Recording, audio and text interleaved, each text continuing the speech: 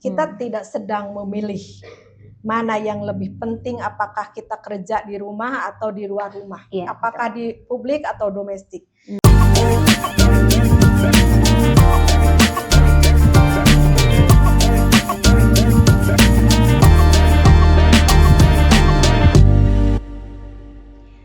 Bismillahirrahmanirrahim. Assalamualaikum warahmatullahi wabarakatuh. Salam.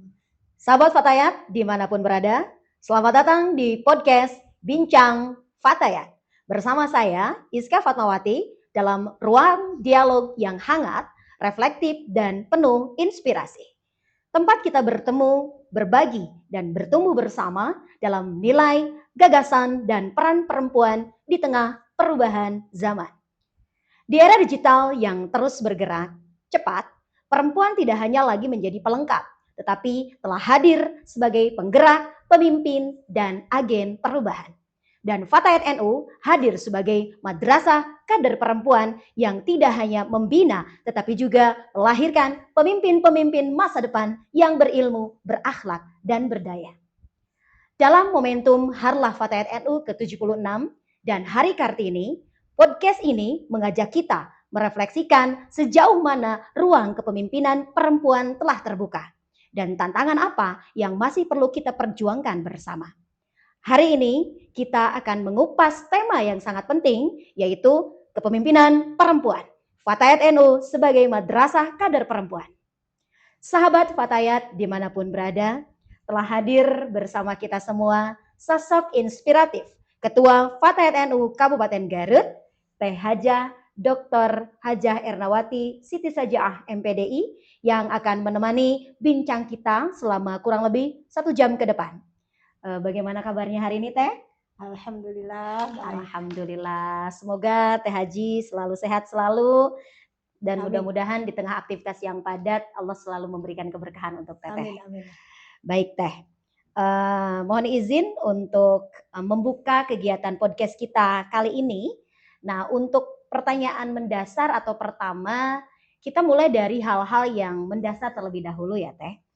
Di episode perdana ini, bisa diceritakan kepada sahabat atau kepada semua sahabat sebenarnya apa sih Fatayat NU itu sendiri, kemudian bagaimana arah gerak serta peran Fatayat Garut dalam memberdayakan perempuan di tengah masyarakat hari ini itu seperti apa? Maka baik, sebelumnya Assalamualaikum warahmatullahi wabarakatuh. Waalaikumsalam warahmatullahi wabarakatuh. Terima kasih atas kesempatan hari ini. Saya sangat bahagia berada di podcast hari ini. Ini bisa sharing dengan sahabat-sahabat Fatayat yang mungkin belum bertemu dengan saya atau dengan kita, bisa bertemu nanti di secara dalam jaringan atau kita bisa bertemu di internet ataupun di video-video berikutnya. Nah, terima kasih. Tadi mari kita kupas apa itu Fatayat. Fatayat itu sebuah organisasi perempuan sesuai namanya Fatayat. Fatayat itu diambil dari bahasa Arab yaitu Al-Fata, itu pemudi, yang dimana Fatayat itu merupakan satu badan otonom dari Nahdlatul Ulama, lahir pada tanggal 24 April 1950 di Surabaya, di mana ini pun merupakan inisiasi dari beberapa sosok perempuan inspiratif pada zaman itu. Ada Huzaimah Mansur, ada juga Aminah Mansur dan Murtasiyah gitu. Nah, pada saat itu Fatayat didirikan atau dibentuk diinisiasi oleh ketiga perempuan hebat ini, itu bertujuan untuk supaya perempuan itu bisa terus tumbuh dan juga ada madrasah atau rumah bersama bagi perempuan pada saat itu. Kemudian kalau kita lihat atau arah gerak Fatayat pada saat ini khususnya di Kabupaten Garut, mungkin saya punya atau kami di kepengurusan untuk tahun 2025 sampai tahun 2030 ini, kita punya visi yaitu responsif, solutif, dan progresif. Di mana Fatayat Kabupaten Garut ini diharapkan memiliki rasa peka terhadap apa ya persoalan yang ada di akar rumput, sehingga kita benar-benar merespon permasalahan-permasalahan itu dengan baik, tahu permasalahan di lapangan seperti apa. Kemudian setelah itu tidak hanya berhenti di merespon saja atau Ya. mengidentifikasi permasalahan saja, tetapi pastinya juga kita harus ada solusi, sehingga tahapan berikutnya atau berikutnya itu adalah solutif. Solutif itu berarti menghadirkan solusi-solusi, jawaban-jawaban untuk permasalahan yang dihadapi oleh masyarakat, khususnya perempuan dan anak di Kabupaten Garut. Dan yang terakhir tadi progresif, bahwa Fatayat hari ini tidak hanya menjadi organisasi bagi para perempuan muda yang dulu notabene sebagai warga pesantren, Ya. tetapi hari ini kita maju lebih luas lagi, maju lebih dalam lagi untuk menghadapi persoalan-persoalan yang memang sekarang sudah sangat kompleks persoalan itu, apalagi dihadapi oleh para perempuan dan anak pada saat ini. Kemudian juga progresif di sini pun karena hari ini kita tidak terlepas dari media digital, maka kita pun harus menyesuaikan diri itu. Itu mungkin Oke. untuk secara singkat memperkenalkan apa itu Fatayat, kemudian arah gerak khususnya di Kabupaten Garut untuk masa hikmat Oke, baik. ini. Luar biasa Teh. Mudah-mudahan Fatayat selalu progresif ya Teh ya. Iya. Baik, untuk selanjutnya Teh ada pertanyaan yang selanjutnya. Menurut Teh Ketua, apa sih makna kepemimpinan sejati di era sekarang, khususnya bagi perempuan Teh? Sebetulnya kepemimpinan itu bukan masalah posisi. Ya. Tetapi kepemimpinan itu adalah masalah tanggung jawab, masalah amanah, masalah berdampak untuk banyak orang. Sehingga ketika sebuah kepemimpinan dimaknai, itu adalah menurut saya kepemimpinan sejati itu ketika seseorang mampu memimpin dengan penuh tanggung jawab sesuai aturan yang ada di roda organisasi, kemudian dia sebagai pemimpin bisa berdampak terhadap orang-orang yang ada di sekitarnya, khususnya karena di sini adalah Fatayat, maka berdampak bagi para perempuan muda dan juga anak-anak yang menjadi concern Fatayat pada hari ini gitu. Sehingga bukan dimanai sebagai posisi yang tinggi dan sebagainya, tapi justru sebagai amanah yang harus dijalankan dengan sangat baik. Oke, menarik sekali Teh ya. Namun apabila kita dalami lebih jauh ya Teh ya, terkait dengan perempuan itu sendiri begitu. Apakah perempuan memang dilahirkan itu apakah memang sebagai pemimpin? Ataukah memang sebenarnya perempuan itu harus dibentuk oleh proses kehidupan ataupun pengalaman? Oke, baik. Sebetulnya kalau melihat berbagai pengalaman itu atau menganalisis dari kenyataan yang ada di lapangan, ternyata pemimpin itu bukan sekedar dilahirkan, tetapi butuh proses, butuh belajar, karena mungkin saja dia sebetulnya sudah punya potensi sebagai pemimpin ketika lahir, tetapi ketika dia tidak belajar dari pengalamannya, juga tidak belajar dari lingkungannya, tidak ada proses dari jenjang yang paling bawah, bisa jadi dia mungkin terpilih jadi pemimpin tapi tidak bisa menjalankan fungsi kepemimpinannya dengan baik karena proses-prosesnya tidak dilalui dengan baik gitu. Oleh karena itu menurut saya pemimpin itu bukan sekedar dilahirkan, bisa jadi tadi ya punya potensi ketika lahir dia sudah punya potensi dalam dirinya, tetapi ketika tidak dikembangkan, tidak diproses dengan baik, tidak belajar di lingkungan masyarakat yang tidak punya pengalaman memimpin dari bawah, maka ketika dia ada menjadi pemimpin di atas itu, mungkin dia tidak menggunakan fungsi kepemimpinan itu dengan baik gitu. Oke, baik Teh. Jadi sebetulnya proses itu sangat penting ya untuk membentuk perempuan menjadi seorang pemimpin ya Teh. Nah, tentunya Teh begini, di dalam tentu dalam perjalanannya itu gitu, dalam pengalaman Teh Ketua begitu ya. Apa sih tantangan yang paling nyata yang dihadapi perempuan saat ini khususnya ketika perempuan memimpin? Oke. seperti yang kita tahu, menjadi perempuan saja itu adalah tantangan besar bagi kita. Iya, betul. Di zaman sekarang memang kita sudah agak ada perkembangan dibanding dengan pada zaman-zaman sebelumnya gitu. Kita sebetulnya sedikit sudah beruntung karena dunia sudah melirik perempuan, tetapi kalau kita bandingkan dengan zaman-zaman dulu itu perempuan memang tidak ada nilainya. Ini Betul. sebetulnya sudah ada kemajuan, tetapi sampai saat ini pun kita harus tetap berjuang.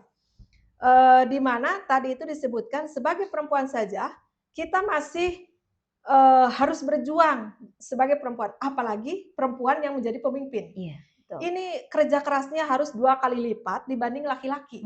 Itu tantangan besar menghadapi salah satunya adalah stereotip dari para lawan jenis gitu. Iya. Dianggap bahwa kita memiliki kelemahan sebagai perempuan. Iya. Padahal tidak tahu kapasitas dia itu tidak dilihat, tetapi justru dilihatnya ini jenis kelamin perempuan gitu Iya, ya. betul, Pasti kan. tidak mampu. Padahal ternyata kalau diberi waktu, kalau diberi kesempatan, kalau dia diberikan kesempatan oleh mungkin oleh pasangan, mungkin oleh orang lain, menjadi memiliki jabatan publik. Betul. Nah itu menurut saya itu akan sangat-sangat baik bagi perempuan itu. Jadi sebetulnya salah satu tantangan bagi perempuan saat ini adalah melawan stigma bahwa dia sebagai perempuan. Itu Betul. saja itu sudah sangat. Apalagi yang kedua itu tantangannya adalah bagaimana kita menghadapi atau menjelaskan kepada orang-orang yang kadang-kadang banyak orang itu melegalisasi kekerasan terhadap perempuan itu dari sudut pandang agama. Iya. Contoh, perempuan dilarang keluar karena dianggap aurat. Perempuan tidak boleh beraktivitas di publik karena itu,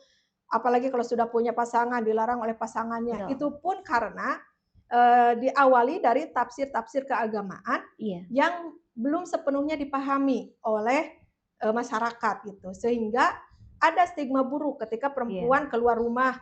Wah, itu pasti perempuan tidak benar. Kalau menjadi ibu, anaknya ditinggalkan karena harus kerja. Dikatakan ibu yang tidak baik, tidak bertanggung jawab, tidak sesuai kodrat dan sebagainya. Betul. Makanya itu adalah tantangan terbesar bagi kita sebagai perempuan. Kita bisa melawan stigma buruk itu hanya karena jenis kelaminnya. Yang kedua, kita perlu meluruskan tafsir-tafsir keagamaan yang selama ini mungkin lebih patriarki gitu. Itu mungkin menurut saya tantangan kita sebagai perempuan. Luar biasa ya, menjadi perempuan itu memang sesuatu hal yang memang membutuhkan sesuatu yang perjuangannya lebih dalam dibanding lainnya, begitu ya Teh. Baik Teh, selanjutnya jika kita kaitkan Teh dengan nilai-nilai yang memang lebih luas begitu, bagaimana Teh Ketua melihat relasi antara kepemimpinan perempuan dan nilai-nilai Islam? Nah, menurut Teh Ketua apakah saling menguatkan atau justru masih saling diperdebatkan di masyarakat? Baik, kalau kita lihat ya, dalam Al-Quran itu sebetulnya secara ajaran dasarnya, Al-Quran itu secara umum tidak ada pembedaan antara laki-laki dengan perempuan. Betul. Kalau perbedaan ada, tapi kalau pembedaan dari Al-Quran itu tidak ada. Betul. Di dalam Al-Quran juga sudah disebutkan laki-laki yang beriman atau perempuan yang beriman, ketika dia melakukan atau mengerjakan amal soleh, melaksanakan sholat, mengeluarkan zakat, maka semua itu, baik laki-laki atau perempuan sama-sama akan diberikan rahmat oleh Allah dan akan diberikan pahala. Jadi tidak ada dalam Al-Quran itu pembedaan antara laki-laki dan perempuan. Begitupun dalam kepemimpinan. Menurut saya tidak ada perbedaan atau pembedaan dalam Al-Quran untuk kepemimpinan laki-laki dan perempuan. Kalau kita lihat, mungkin ada yang bertanya seperti ini. Tapi kan dalam Al-Quran ada bahwa yang menjadi pemimpin itu laki-laki. Kita mari kembali flashback ke masa lalu. Pada zaman jahiliyah memang perempuan itu sangat tidak berdaya, sangat tidak ada nilainya, sehingga kalau ketika Islam datang, maksudnya ketika Islam datang itu melawan tradisi zaman jahiliyah pada saat itu yang dianggap bahwa perempuan tidak bernilai, bahkan dianggap bukan manusia, perempuan itu zaman jahiliyah itu, datang Islam ingin mengangkat derajat perempuan, kemudian dikeluarkanlah berbagai wahyu atau turunlah wahyu-wahyu itu yang sebagai standar bahwa laki-laki dan perempuan itu tidak berbeda kecuali jenis kelaminnya saja yang berbeda itu. Nah, karena perempuan waktu itu belum, karena tadinya pada zaman jahiliyah itu dibatasi, akhirnya ketika Al-Quran turun itu, memberikan tanggung jawab untuk melindungi kepada perempuan itu adalah laki-laki. Karena selama jauh sebelum Islam turun, atau sebelum Islam itu ada, laki-laki sudah diberikan ruang yang sangat luas untuk mengembangkan diri, untuk berbisnis, untuk apapun di luar itu. Sehingga kalau perempuan diberikan tanggung jawab sebagai pemimpin, ya belum waktunya.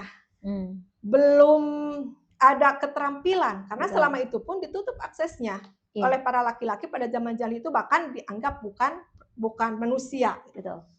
Nah, berarti logikanya kalau perempuannya pada saat zaman jahiliyah tidak ada akses, kemudian turun Al-Quran langsung diberikan amanat untuk memimpin, kan tidak mungkin.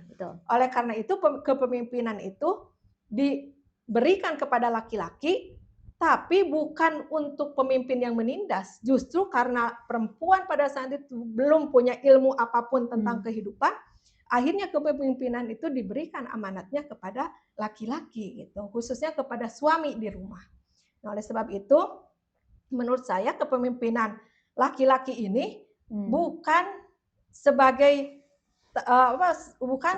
pemimpin yang harus menindas, tapi justru diberikan tanggung jawab bagaimana melindungi perempuan-perempuan yang ada di rumah ataupun perempuan-perempuan secara keseluruhan gitu.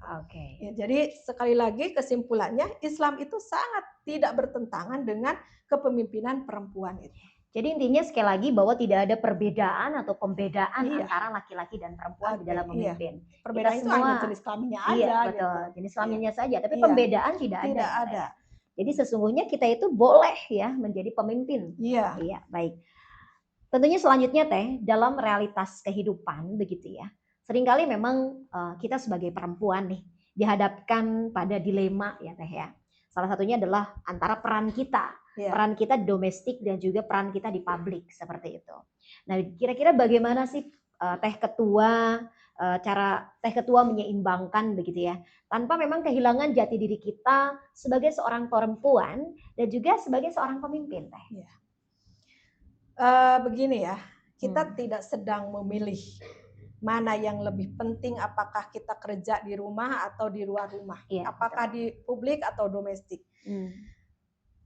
Kalau saya itu lebih kepada kita memiliki kemampuannya di mana.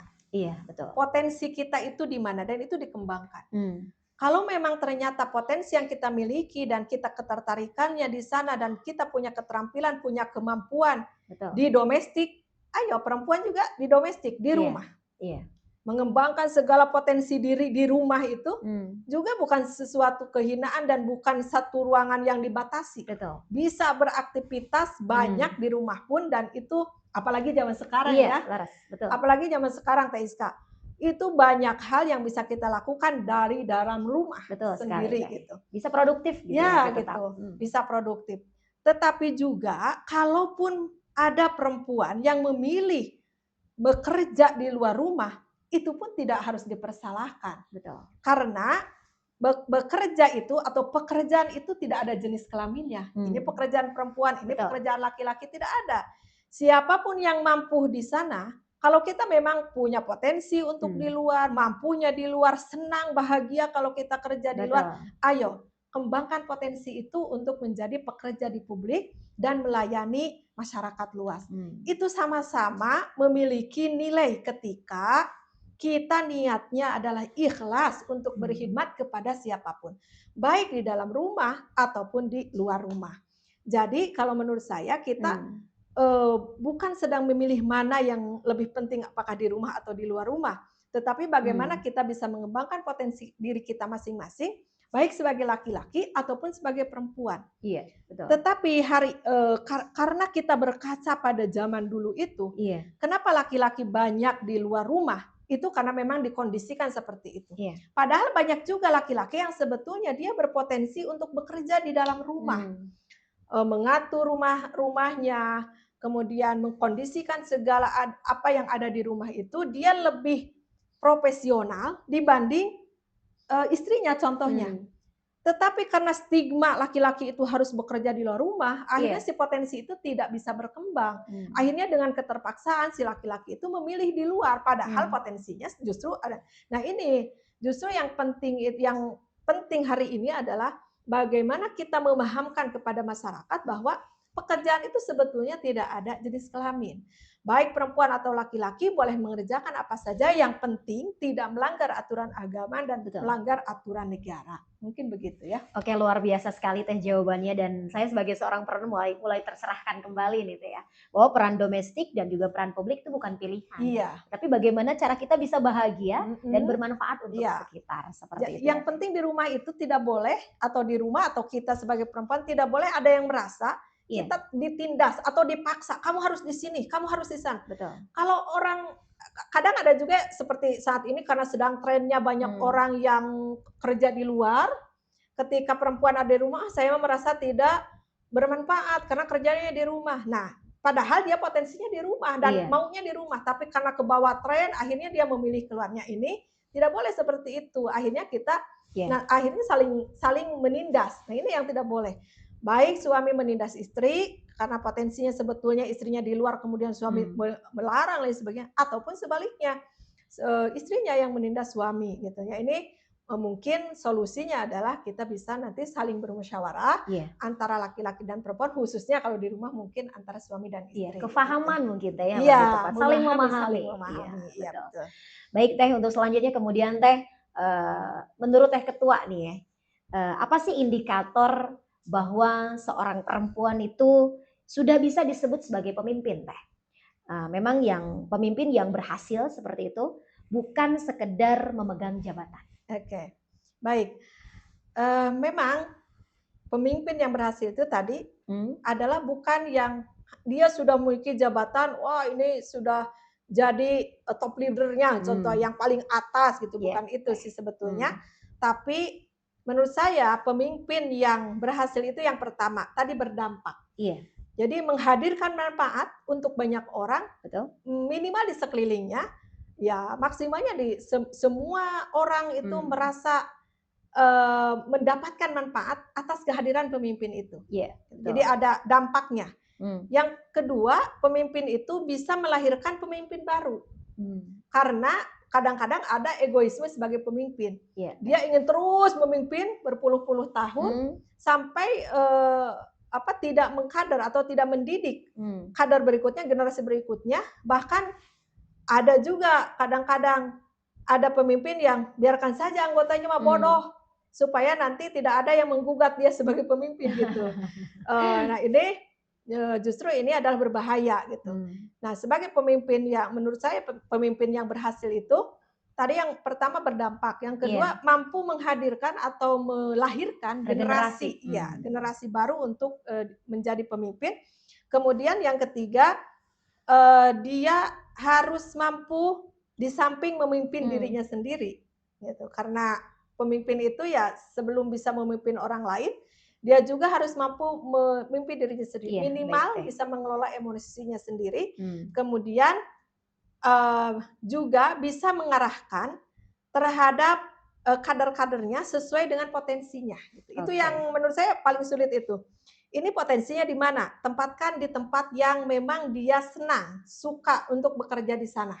Nah ini tugas pemimpin untuk mendeteksi apa saja potensi dari kader-kadernya itu dan ditempatkan di tempat yang sebenarnya atau dia mampu untuk bekerja di sana dan merasa senang. Gitu. Itu kadang-kadang juga tidak dipedulikan oleh pemimpin. Ini menurut saya sangat penting gitu ya. Oke, terima kasih Teh Ketua ya. Sekali lagi ya, menurut Teh Ketua pemimpin yang berhasil itu yang berdampak ya, saya garis bawahi seperti itu. Baik, dan Teh Ketua tentunya menarik juga ya, ada hal yang menarik yang lainnya, yaitu apakah gaya kepemimpinan perempuan itu memiliki kekhasan sendiri Teh dibanding laki-laki? Tentu, tapi ini bukan karena dia perempuannya, tapi Oke, karena baik. kondisi sosialnya ya gitu. Oke, baik. Tentu ini ada perbedaan. Contoh, perempuan selama ini dianggap lebih tekun, lebih Iya, teliti, betul. lebih empati. Kenapa bisa begitu? Karena ini kondisi sosial lagi-lagi ya. Kalau kita berkaca pada masa lalu, perempuan itu selalu harus di rumah, harus nurut, dikondisikan Betul. harus seperti itu gitu. Kadang-kadang karena perempuan harus nurut, dia lebih mengedepankan perasaannya dibanding logikanya. Iya. Padahal sebetulnya kalaupun laki-laki dididik dengan cara-cara seperti itu, maka laki-laki pun sama akan memiliki empati, akan tekun, akan rapi dan sebagainya. Nah, jadi sekali lagi ini kenapa ciri khas perempuan itu salah satunya tadi ya tekun, penyayang, empati, itu lebih menonjol di kepemimpinan perempuan itu, sehingga lebih mau mendengar keluh kesah dari masyarakat, mungkin yang jadi pemimpin perempuan itu bisa lebih dekat kepada masyarakat atau kadernya atau anggotanya. Karena memang sudah dikondisikan bahwa perempuan ini, perempuan harus begini, perempuan harus anggun, perempuan harus, itu dikondisikan seperti itu. Sedangkan laki-laki sejak kecilnya itu dibiarkan untuk bebas, boleh main kemana saja, itu agak beda dengan perlakuan kepada anak perempuan.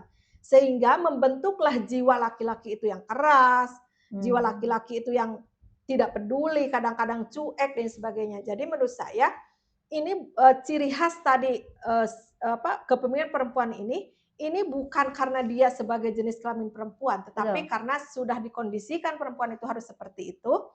Dan menurut saya ini bukan kelemahan, justru harusnya pemimpin laki-laki pun punya ciri-ciri sifat-sifat dari feminitas ini gitu, punya itu.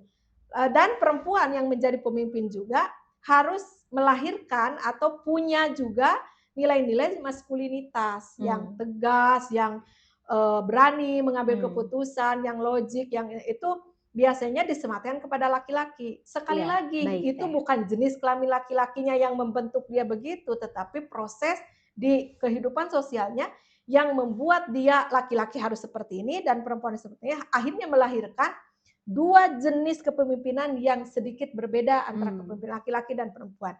Nah, tugas kita berarti hari ini kita harus mengembangkan kepemimpinan yang mix antara pemimpin itu memiliki sifat maskulinitas, tetapi juga ditumbuhkan sifat feminitasnya. Sebaliknya, yang kalau perempuan feminisnya sudah ada, ini harus dikembangkan juga kepemimpinan yang maskulinnya gitu. Oke, luar biasa Teh Ketua. Teh Ketua boleh diminum dulu itu minumnya barangkali Oke. Terima kasih ya. Kita minum dulu Teh Ketua ya biar ini. Bismillahirrahmanirrahim. Oke, baik Teh Ketua. Kita lanjut kembali Teh Ketua. Oke, boleh. Oke, baik. Nah, sekarang Teh Ketua kita masuk ke Fatayat NU sebagai ruang kaderisasi ya Teh Ketua. Mengapa gitu ya? Fatayat NU hari ini disebut sebagai madrasah kader perempuan. Apa sih yang membedakannya dari organisasi perempuan yang lainnya? Oke, baik. Kalau menurut saya, sebagaimana kata madrasahnya itu sendiri, berarti di sana kan sekolah ya. Sekolah itu adalah sebuah tempat untuk baik ada guru dan ada siswa. Dua-duanya guru dan siswa itu adalah orang-orang yang mau belajar. Betul. Gitu. Oleh karena itu berarti Fatayat itu disebut madrasah ini karena di dalamnya itu diharapkan para kader Fatayat itu mampu atau mau terus untuk berproses belajar bersama dengan sahabat-sahabat yang lain gitu. Baik belajar secara literal ataupun belajar secara umum dari pengalaman, karena ada sharing, ada ngobrol, ada musyawarah, semuanya dijadikan pembelajaran oleh dia. Ataupun dari tantangan-tantangan berorganisasi. Kadang-kadang ya Teh Iska, dalam organisasi itu kan tidak lempeng aja gitu ya. Ada masalah yang harus dihadapi antar teman lain sebagainya, perbedaan pendapat dan sebagainya. Ini juga bisa mendewasakan terhadap kita sebagai pribadi yang tumbuh di Fatayat ini, Mari perbedaan-perbedaan itu kita sikapi dengan dewasa, kemudian kita jadikan pembelajaran supaya ke depannya kita tidak mengalami hal yang sama. Nah, itu sehingga itu disebutnya madrasah. Jadi tempat semua kader untuk belajar di sana, tempat tumbuh, Iya, tempat memanfaatkan ilmu gitu. Kan guru di madrasah memanfaatkan ilmu. Nah, kita karena sebelum masuk mungkin di Fatayat sudah ada ilmu, kemudian ingin dimanfaatkan, saling sharing dengan teman, manfaat lagi ke masyarakat dan sebagainya gitu. Itu mengapa Fatayat hari ini disebut sebagai madrasah kader, karena memang tempat untuk belajar dan tumbuh untuk seluruh kader di organisasi. Oke, baik. Luar biasa Teh ya. Jadi Fatayat itu sebagai madrasah kader perempuan. Kita bisa bertumbuh bersama di Fatayat dan kita juga bisa memberikan kemanfaatan untuk sekitar di Fatayat itu sendiri. Begitu ya Teh ya? Iya, iya. Baik.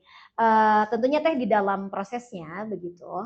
Bagaimana sih kaderisasi di Fatayat NU itu sendiri mampu membentuk kepemimpinan yang memang tidak hanya cerdas secara intelektual, tetapi juga kuat di dalam akhlak. Bagaimana Teh?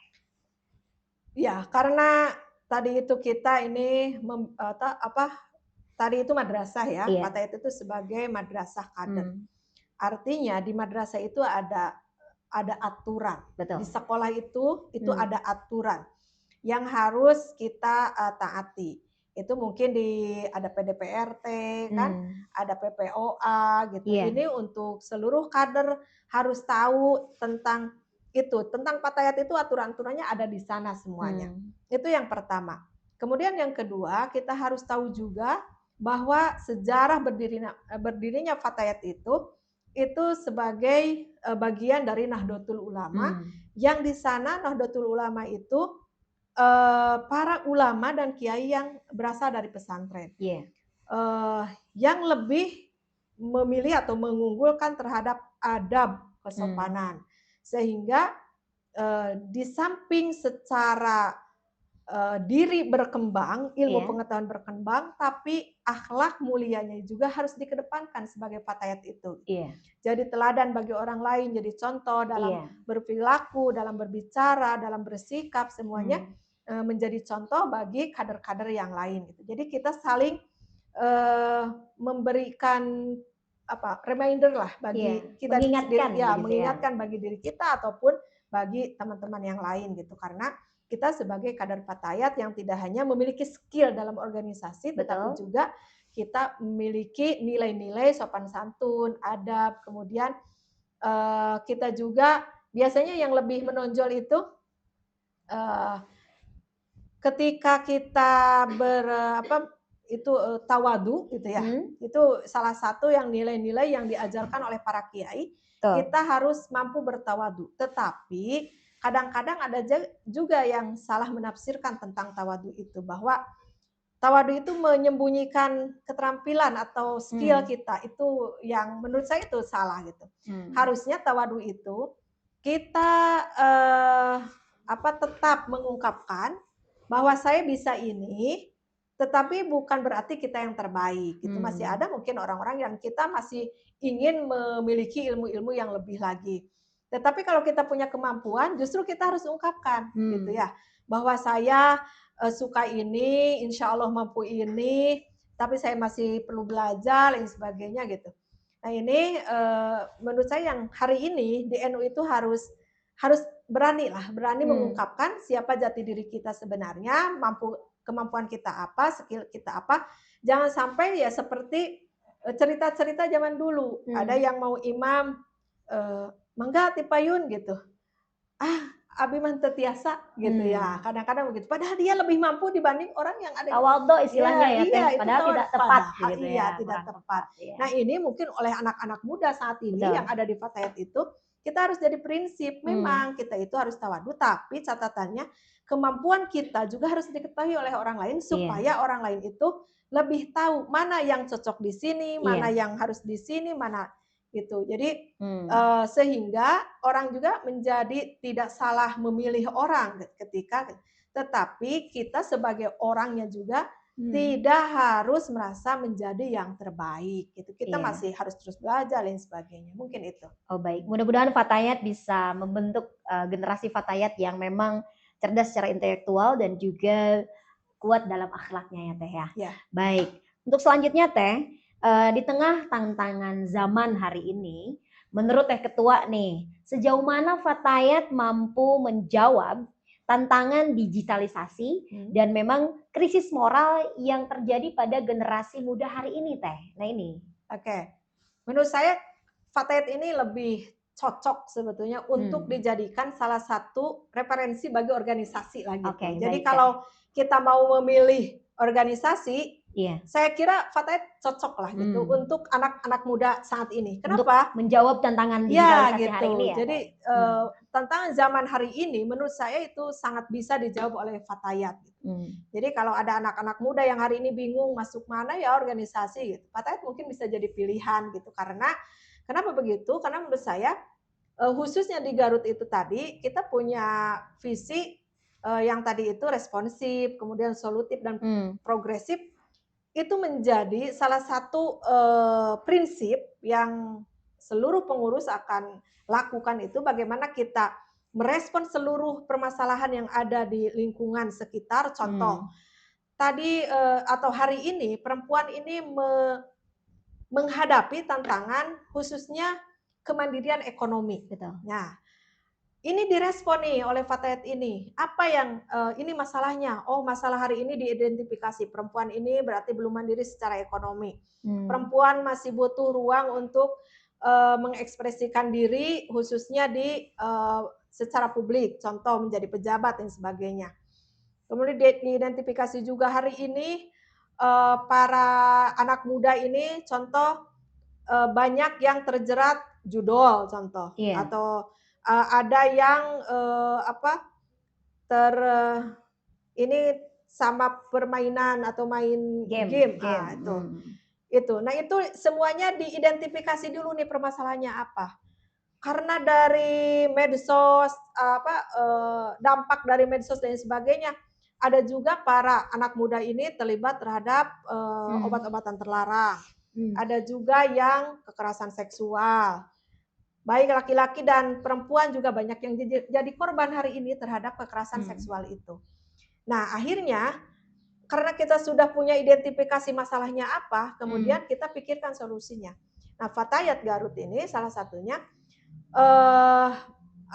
menghadirkan solusi-solusi itu, contoh untuk kemandirian ekonomi. Di bidang ekonomi ini sering sekali contoh edukasi tentang bagaimana kita memiliki usaha sendiri ataupun kita pengelolaan keuangan di rumah, itu sering gitu ya. Ada edukasi-edukasi tentang itu. Bahkan di Fatayat NU itu ada semacam punya binaan untuk kelompok usaha gitu. Jadi kelompok usahanya dibina supaya minimal bisa menghasilkan. Atau tadi untuk solusi-solusi untuk yang anak-anak muda, itu ada contoh Fatayat goes to pesantren gitu. Itu bagaimana memberikan semangat kepada anak muda hari ini supaya terus berkembang.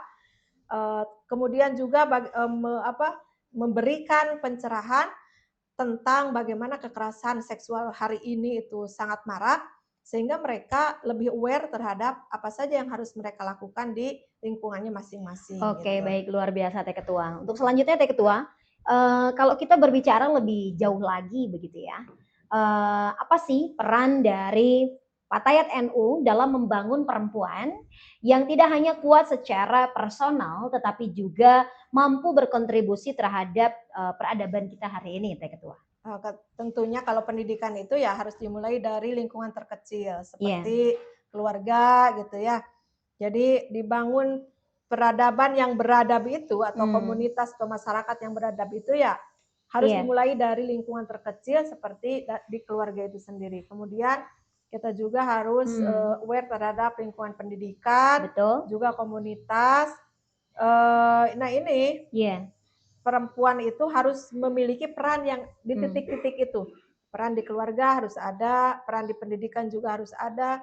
peran di masyarakat sosial juga harus ada gitu, karena tadi itu karena kondisi sosial pada saat itu Betul. menjadikan perempuan lebih sensitif, lebih peduli, lebih aware, sehingga perempuan itu ternyata dibutuhkan perannya di berbagai lini itu, baik di keluarga ataupun di lingkungan pendidikan, di masyarakat itu sangat berperan gitu perempuan. Oke, baik Teh Ketua.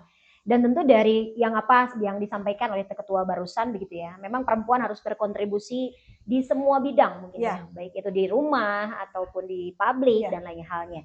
Dan memang dari apa yang disampaikan ke Teh Ketua tadi, apakah ada Teh Ketua nilai inti atau core values begitu ya, yang selalu memang ditanamkan oleh Teh Ketua sebagai ketua terhadap kader Fatayat NU? Oke. Mungkin nilai-nilai yang menurut saya mesti dimiliki, kemudian saya tularkan kepada seluruh kader di motivasi untuk memiliki sifat ini atau sikap ini atau nilai ini. Itu yang pertama, nilai khidmat. Bahwa kita meniatkan, kita di organisasi ini bukan mencari keuntungan secara materi, karena organisasinya juga gitu ya, bukan organisasi yang memiliki keuntungan secara materi gitu. Tidak ada. Berarti kita harus meniatkan nilai hidmah dalam diri kita itu, bahwa kita berkhidmat, bahwa kita ingin membantu. Khidmat itu kan membantu, menolong orang, membantu orang melalui organisasi ini gitu. Jadi pelayan umat lah intinya gitu kalau khidmat itu artinya. Kemudian yang kedua tentu adalah nilai keikhlasan. Berkaitan dengan yang tadi itu, bahwa nilai keikhlasan itu karena di Fatayat itu kan tidak dibayar.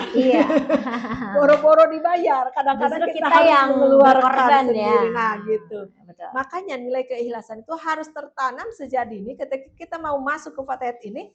Karena kita niatnya adalah berkhidmat, menolong umat, maka keikhlasan itu harus ditanamkan sejak dini ketika kita masuk di organisasi ini. Betul. Yang ketiga adalah nilai kemandirian.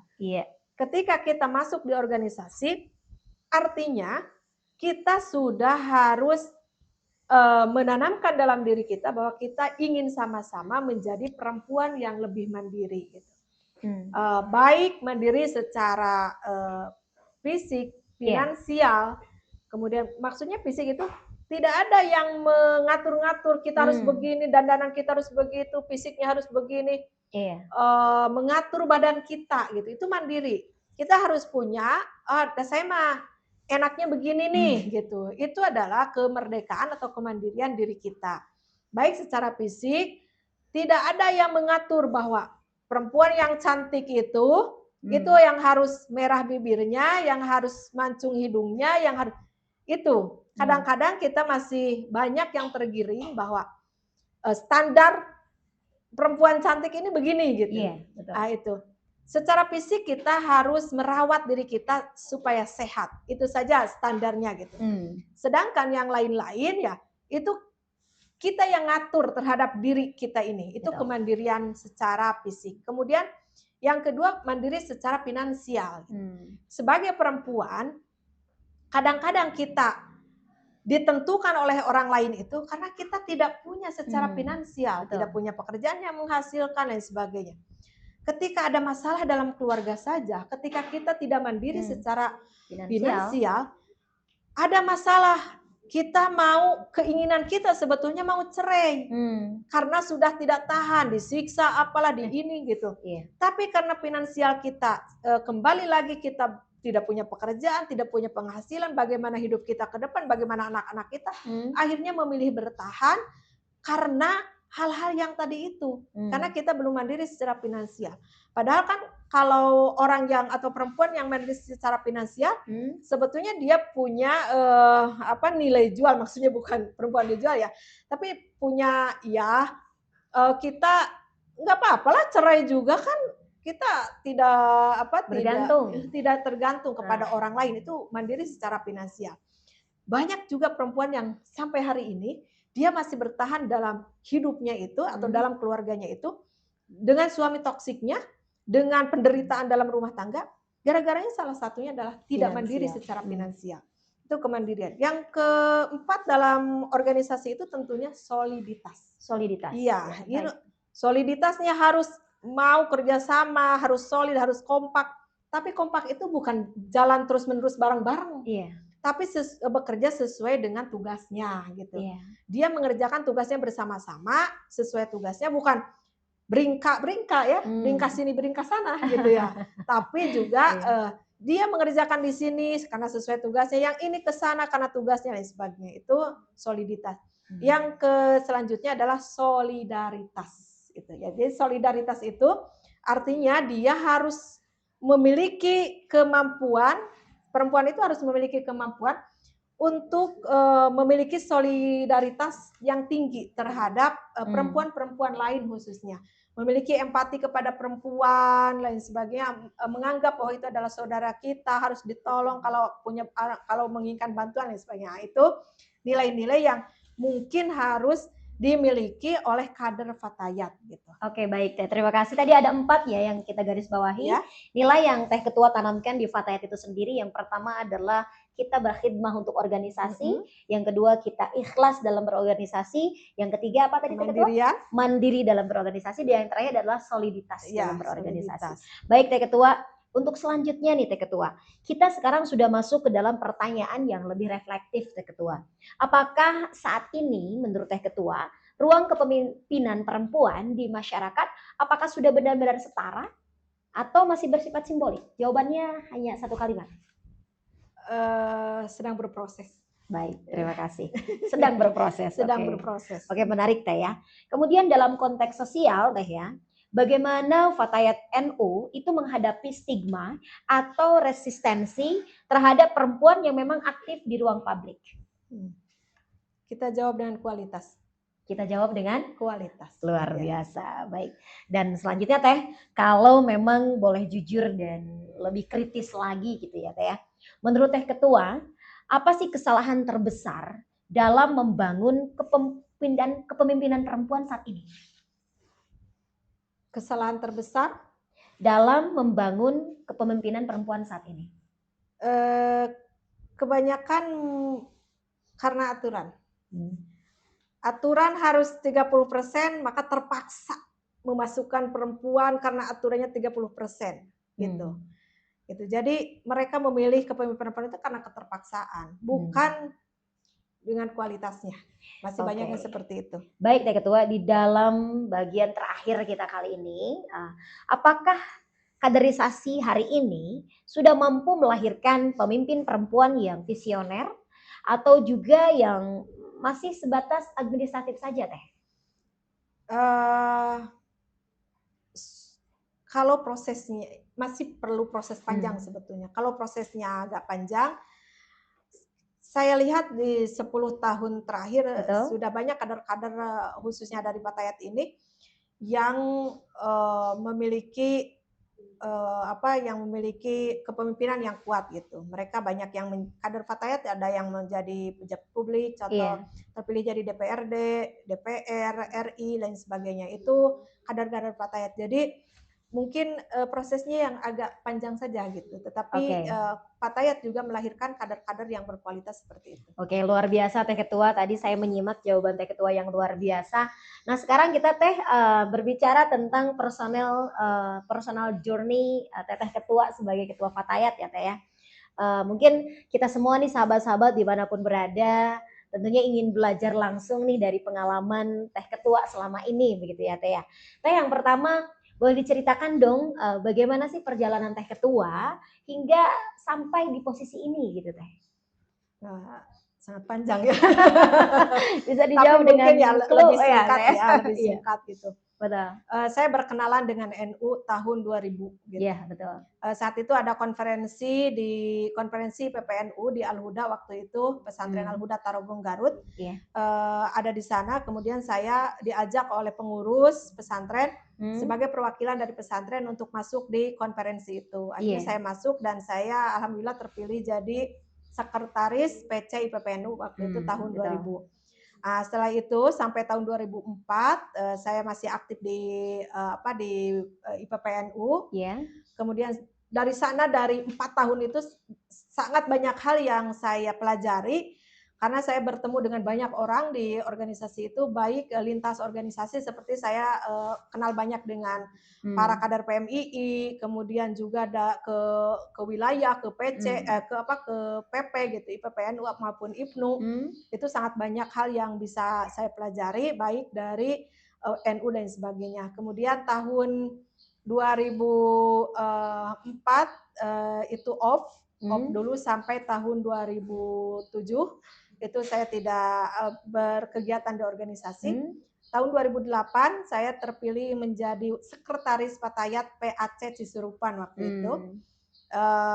Setahun setelah menikah, kemudian saya ikut di organisasi Fatayat di PAC Cisurupan, terpilih menjadi itu. 5 tahun kemudian saya terpilih menjadi ketua di PAC Cisurupan. Kemudian saya juga ikut serta di PC waktu itu masih ketuanya itu Teh Hajah Hilma. Iya.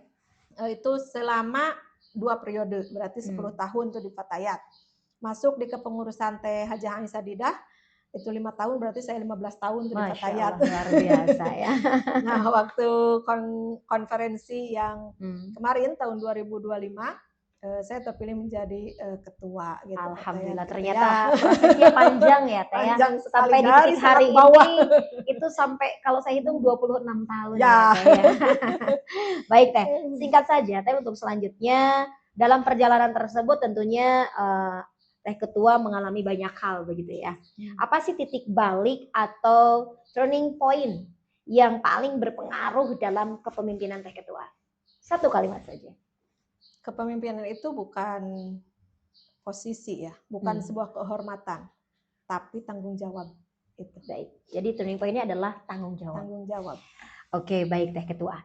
Tentunya nilai yang memang Teh ketua pegang, begitu ya. Apa sih nilai utama yang memang selalu Teh ketua pegang dalam memimpin organisasi seperti Fatayat NU? Amanah. Bahwa seorang pemimpin ya harus bertanggung jawab atas apa yang tugas yang diberikan oleh organisasi. Oke, baik Teh Ketua. Dan terakhir, dan secara personal ya Teh Ketua, bagaimana sih Teh Ketua memaknai peran sebagai seorang perempuan dalam kehidupan? Jadi Teh Ketua menjadi peran sebagai pemimpin dan juga sekaligus perempuan di dalam kehidupan sehari-hari Teh Ketua. Saling menguatkan, karena di sana perempuan diposisikan. Kita sebagai perempuan punya nilai-nilai yang sangat bagus ketika dikembangkan dalam kepemimpinan. Betul. Dan kepemimpinan itu pun membutuhkan nilai-nilai yang ada di perempuan itu sendiri. Jadi saling menguatkan dan saling menegaskan, bukan saling bertolak belakang. Oke, baik. Luar biasa Teh Ketua ya. Dan Teh Ketua, hari ini kita sudah di akhir penghujung pertanyaan, begitu Teh Ketua. Sebagai penutup nih dari perbincangan kita yang sangat bermakna tentunya Teh Ketua, apa pesan Teh Ketua untuk perempuan-perempuan muda hari ini yang masih ragu tampil sebagai seorang pemimpin Teh Ketua? Memang kepemimpinan perempuan itu adalah ikhtiar dan butuh proses, karena tadi itu kan sudah disebutkan bahwa menjadi perempuan saja sulit gitu. Apalagi menjadi pemimpin. Oleh karena itu ya jangan mudah menyerah, terus berproses, mau berusaha, dan tanamkan bahwa kita adalah berkhidmat, itu mendapat pahala, dan itu mudah-mudahan menjadi jalan kita untuk ke surga. Amin ya Allah ya Rabbal Alamin. Luar biasa Teh Ketua. Dan selanjutnya jika kita melihat ke depan ya Teh Ketua, jika Fatayat NU itu tadi sudah disebutkan sebagai madrasah, maka lulusan seperti apa sih yang memang ingin diwujudkan di masa yang akan datang Teh Ketua? Tentunya yang tadi itu ya, sesuai dengan visi yang diangkat di kepengurusan Kabupaten Garut itu, bahwa Fatayat hari ini ya harus mampu merespon berbagai permasalahan yang ada di masyarakat. Betul. Yang kedua tentunya berdampak tadi, memberikan solusi yang baik, dan yang ketiga tidak lupa terhadap perkembangan zaman atau tidak alergi dengan perkembangan zaman hari ini gitu. Jadi itu mungkin menurut saya ya responsif, solutif dan progresif itu yang harus terus dimiliki oleh perempuan. Oke, dan terakhir ya Teh, menutup sesi kita kali ini, satu kata atau satu kalimat yang menggambarkan kepemimpinan perempuan versi Teh Ketua? Kepemimpinan perempuan itu adalah ikhtiar untuk merawat nilai yang sudah ada. Kemudian yang kedua menggerakkan perubahan dan menghadirkan kemaslahatan. Masya Allah, tabarakallah. Terima kasih Teh Ketua atas waktu luangnya. Semoga Sama-sama. sehat selalu Teh Ketua Amin, ya. amin, amin. Dan mudah-mudahan tetap selalu berkhidmat di Fatayat dan senantiasa memberikan inspirasi bagi kaum muda, bagi kaum perempuan dimanapun berada. Dan tentunya mudah-mudahan Teh Ketua selalu memberikan kebermanfaatan untuk sekitarnya. Amin, amin, amin. Baik, sahabat Fatayat dimanapun Anda berada, Masya Allah luar biasa sekali sahabat Fatayat kegiatan kita hari ini. Tentunya dari perbincangan kita hari ini, kita bisa belajar bahwa kepemimpinan perempuan itu bukan sekedar posisi, tetapi tentang nilai, tentang proses, dan tentang keberanian kita untuk terus memberikan manfaat.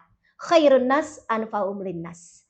Dan Fatayat NU hadir bukan hanya sebagai organisasi, tetapi sebagai madrasah kader perempuan yang menumbuhkan perempuan-perempuan yang tangguh, berilmu, berakhlak, dan siap berkontribusi bagi umat dan bangsa. Terima kasih Teh Ketua sekali lagi atas ilmu dan inspirasi dan juga refleksi yang sangat mendalam hari ini Teh Ketua. Dan juga terima kasih kepada seluruh sahabat-sahabat Fatayat yang sudah menyimak dari awal sampai akhir. Dan terakhir, mari kita terus belajar, mari kita terus bertumbuh, dan mari kita terus mengambil peran. Terima kasih. Wallahul muwaffiq ila aqwamit thoriq. Wassalamualaikum warahmatullahi wabarakatuh.